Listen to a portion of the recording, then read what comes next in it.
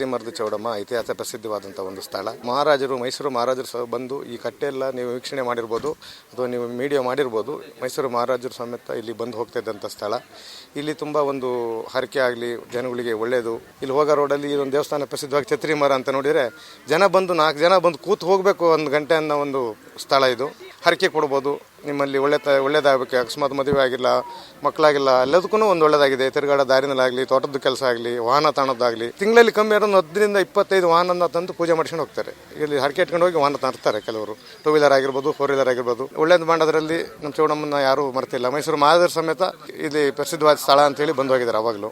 ಇಲ್ಲೊಂದು ಕಲ್ಲಿದೆ, ಇದು ಛತ್ರಿ ಮರದ ಕಲ್ಲಿದೆ, ಸ್ವಾಮಿ ದೇವರು ಕೂರಿಸಿರೋದು. ಅದು ಹಿಂದೆ ಯಾರೋ ಒಬ್ಬ ಗೊತ್ತಿಲ್ಲದಲ್ಲೇ ಒಂದು ಆ ಕಲ್ಲನ್ನ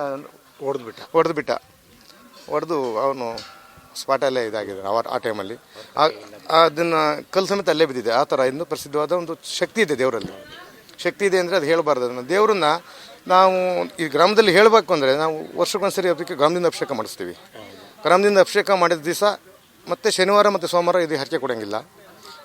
ಗ್ರಾಮದಲ್ಲಿ ಅಭಿಷೇಕ ನಾವು ಯಾವತ್ತು ಬೇಕಾದ್ರೂ ಮಾಡಿಸಿರ್ತೀವಿ, ಆ ದಿವಸ ಹರಕೆ ಕೊಡೋಂಗಿಲ್ಲ.